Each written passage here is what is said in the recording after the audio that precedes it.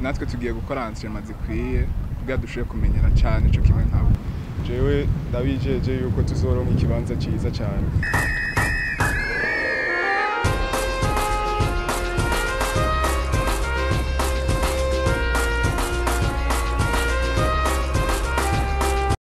Igikorwa cyo gucagura abakinyi bagiye guserukira Uburundi mu nkino mpuzamakungu zo ku mucanga biciye mu nkino zibahuza mu gihugu cose bise Circuit National caraye gisozewe mu gisagara ca Bujumbura kuri uyu w'Imana igenekerezo rya 2025 Rusama mwaka wa 2025.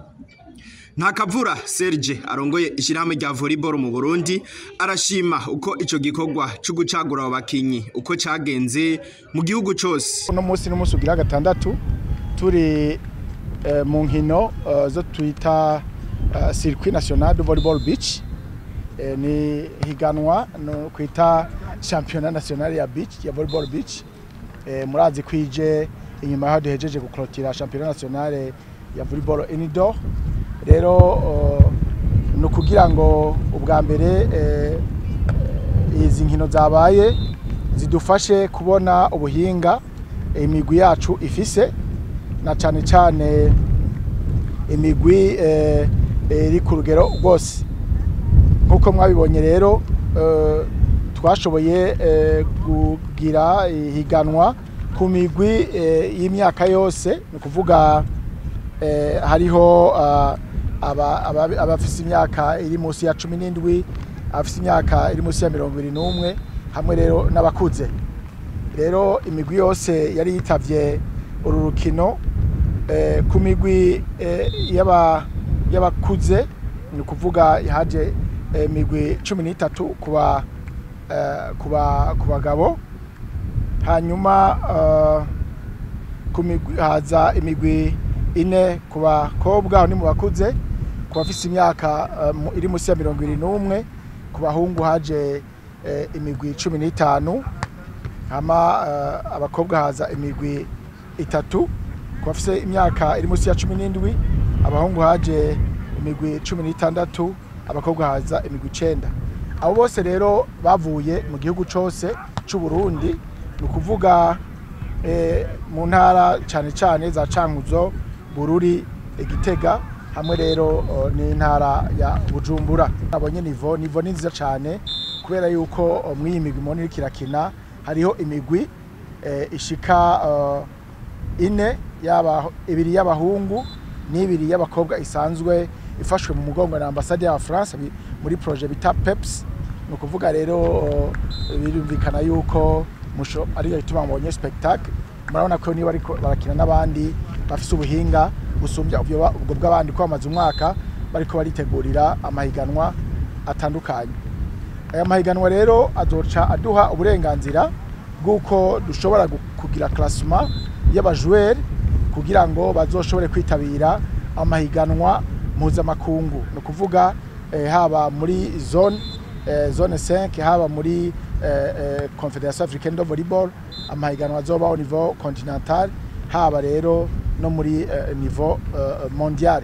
Andiko ndavuga nk'abazoserukira muri Volleyball Beach World Beach Pro Tour izobera ngaha anye kwigenekerezo rya 20 gushaka ku 24 z'ukwezi k'umunani uyu mwaka. Twashimye kazoza mwabonye mu biharuro yuko abana bafise imyaka iri munsi ya 17 ari imigwi myinshi cyane, kandi twabonanye ubwira bwinshi buya twizera yuko rero volleyball yo ku mucanga yibandanya gutera imbere uko vyahora. Ivyo bikorwa ngo bigiye kubandanya kugira ngo imyiteguro igume imeze neza kuri abo bakinyi. Amasiruka azobandanya kubera yuko hariho nk'abantu batari mu ciciro kimwe ariko ubona ko banganya ubushobozi, no vuga nk'aba U21 n'aba senior. Ubu rero inyuma yaha anyi tuzobandanya tugira hazoca aba circuit, no kuvuga yo kurondera les équipes les plus meilleures, haba mu U21 n'aba senior bazokina bahure kugira tushore kugira classement nyakuri mwabo bantu, kuko n'abantu bose kubisanzwe bakuze bashobora guseruka mu mahiganwa ayariyo yose.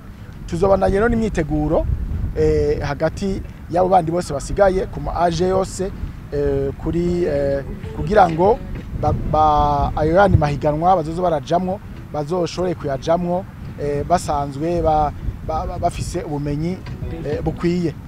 Ku bisanzwe abakunzi ba volleyball muri rusange n'aba volleyball beach twabasaba ko babandanye bashigikira umugwi gusumba bagahurumbira n'ururukino gusumba, kuko urabona nivyo anyinkino twarazinyarukije cyane n'ibibazo vya déplacement bishobora kuba bituma abantu bataza kuraba umupira ari benshi, ariko bohurumbira volleyball beach kuko n'urukino ruryoshe gusumba zose, hanyuma n'urukino mbere ruhana amahirwe menshi igihugu cy'u Burundi mu maklassement atandukanye au niveau international. Bamwe mu bakinyi baganiriye na Mashariki TV ngo barizeye ko agiye kwigenza neza ku ruhande rw'u Burundi muri zo nkino mpuzamakungu. Icyizere nobaha nuko tuzokwigenza neza kubera yuko ubunye turasama entraînement menshi sico kimwe n'ubwa mbere, ubunye tuzoshobora kurushirizaho uko twakinye mu mwaka uheze. Twagiye turakina n'abantu bakomeye nk'ipro twakiniye nona twarakuye experience nyine ko twabonye bakina twaragiye turagira ama entraînement natwe kugira turabe ko twoshobora kuduza experience. Ikintu ca mbere twobasaba nuko bodushigikira ku bintu bijanye n'uburyo nico ca mbere, hama ikindi twagwiza ama entraînement nico ca mbere nyamukuru twabasaba. Natwe tugiye gukora entraînement zikwiye kugira dushobore kumenyera cyane ico kimwe nkabo. Iyo usohotse ntuburi ico wiga, ntuburi ico wiga, uriga ibintu byinshi, uriga ukuntu abandi bagira échauffement, uriga ukuntu n'ibintu byinshi ushobora kwigira ku bakinyi bo hanze utaruzi wewe kubera wasohotse wabonye byinshi cyane. Jewe ndabijeje yuko tuzoronka ikibanza ciza cyane. Muri uko gucagura imigwi igiye guserukira Burundi muri izo nkino, ku ruhande rw'abakuze mu bagabo umugwi wa Bertrand na Ornere waje ubwa mbere, hakurikira umugwi wa Fisto na Dane.